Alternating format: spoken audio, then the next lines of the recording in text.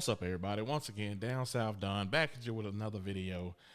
This is Biker Tech. I did tell you guys I was coming back with a video for the shoes that I wear. A lot of guys always ask, hey, what type of shoes do you wear when you ride?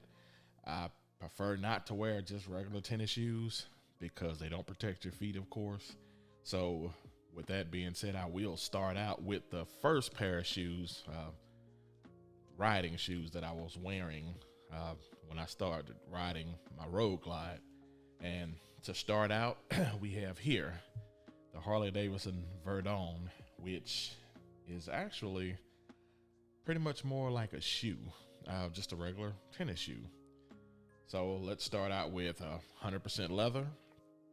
They are also have the rubber sole, which actually comes worn looking like this and kind of dirty, which kind of, well, I guess that's the only thing that threw me off about them, and the fact that they were white. So anything that you step in, whether it's green grass, you run across dirt, they're already dirty. So it pretty much catches within the sole of the shoe.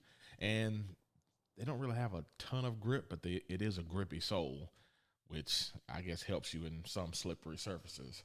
So it is waterproof, which has the Gore-Tex rubber liner within, but it only comes up to maybe, I guess, the top part, midways of the tongue itself. And also this shoe runs a little bit larger. So I wear a 14, 15 in some shoes, and this goes up to a 13. And so they run about a size larger. So if you decide to get you some, make sure you go up a size larger at least. And I'll leave a link in the description for these. Now, the cons for these, for me, this is for me personally, you're looking at a flat sole. So of course it's flat. The insole is also kind of flat. I did have to change them out to give myself some form of arch support. So that's one of the downsides to this shoe in particular. But also it definitely needs more arch support, and it has minimal protection, no heel protection.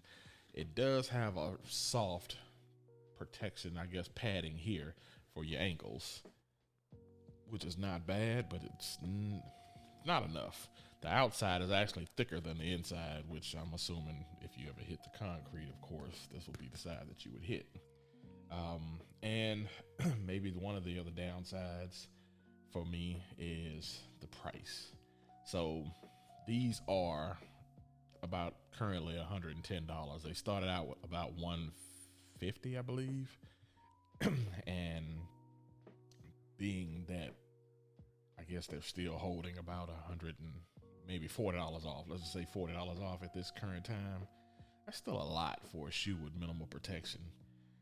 So yeah, aside from that, this is the Harley-Davidson Verdon, which I have worn these well over a year to get the full experience of them. So I can actually say I vetted these shoes. On to the next.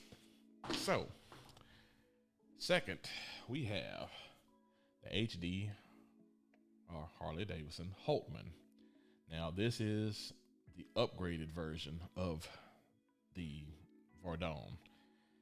Now the Holtman itself, as you can see, there are some physical differences that shows actually more protection, and it is.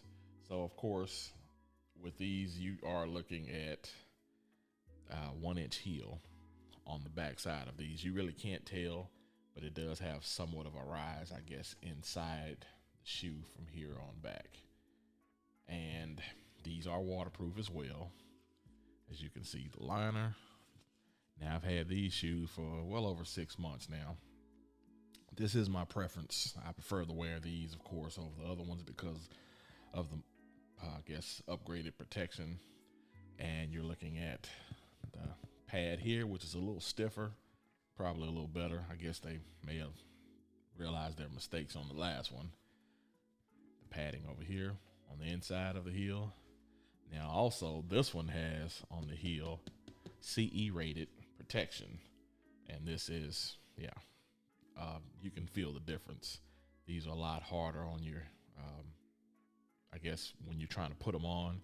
You feel this doesn't really flex as much, so they're not as easy to slip on, but it's worth it. It also has the 6 inch in height, so it's a little bit higher than the other shoe, maybe an inch. I think the other ones are maybe about 5 inches or whatever, but these are 6 inches.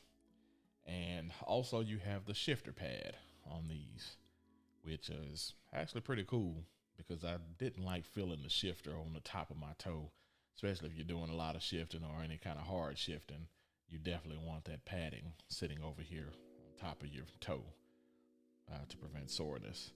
Now, so those are the I'm sorry, those are the good sides of this shoe. The waterproofing on this shoe, actually, I don't feel as much humidity as I did the actual Verdon. So these are a little bit better than the initial shoe. Of course, the grip, same old grip, nothing different. I don't like the dirty look, which they do come looking like this. As you can see, yeah, I guess it's supposed to have a worn look, which I don't understand why you would want your shoes to have a worn look, but I would prefer these in black so you don't show all the dirty looks. I mean, that's just me. Especially depends on what you're wearing along with the shoes. But it's a minor gripe. Moving on. Now, my cons for this shoe and the initial shoe would be the laces. The laces, you have to double up. They don't really hold. I guess if you tie your shoes, if you tie in one, I guess with the regular tie, they won't hold up. You have to double tie these in order for them to stay put, because otherwise they flap in the wind, they come loose, and then your shoestrings are flying. I almost would have preferred to just go with a strap across the top, or maybe a strap across the top to actually stop the laces from frailing in the wind, and could have gave you that much more of protection and prevent them from getting caught on anything, just in case. Of course, we don't have a chain on the Harley, so that's a good plus. There's really not much to get them caught in, but they can get caught in your floorboards, I guess, if they wrap around or whatever. I do have holes in my floorboards, which I will show you later in a review on the new floorboards I got. If you follow me on Instagram, you did see the pictures. So anyway, my next, I guess I would say, would be the insoles, of course, on these.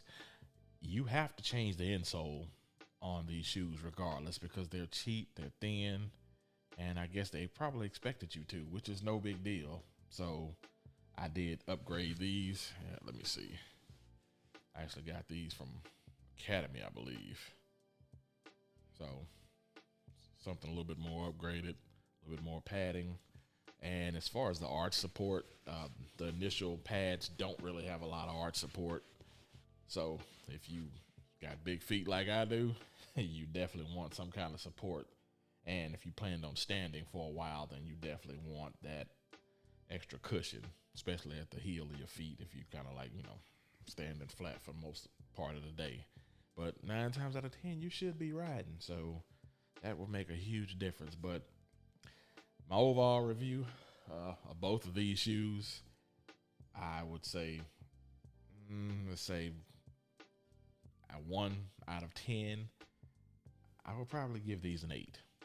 So definitely a thumbs up, because they're better than wearing tennis shoes, and the quality of the upper leather sole is nice. I mean, they would stay nice looking for a long time if it wasn't for this. And I didn't put those scuffs under there. That's how they look. That's how they came. So once again, this is the better shoe. They do take a little fading in the back once you have ride through a couple of storms like I have. But with the correct rain gear, these make a huge difference, because of course your rain gear falls about here, and of course the tongue is right there. So your weatherproofing starts here. And don't have to worry about it because inside the laces, it's kind of like stitched together inside the tongue. So the water just kind of drains down. So it's a good look. I mean, they did their research on these. They actually paid off. And I'm sure they sold quite a few of these shoes. So between the two, of course, the 6-inch Holtman, they win for me. And I'll leave a link in the description on those shoes. And that's about it for this video. Just wanted to give you guys a taste of the type of shoes that I wear. I will give you a review on the Alpine Star boots coming up next. So be sure to stay tuned and make sure you watch. Oh, and by the way, I almost forgot, most importantly, the price on the 6-inch Holtman, the last boot that I just showed you. These are about $149 on Amazon. Unless I don't think you can really find these still. This was probably last year's model, last season. So you may not be able to find these in any of the Harley dealerships. So just order them from Amazon. Like I say, find a link in the description. And be sure you guys like and subscribe. Down South Don, I'm out.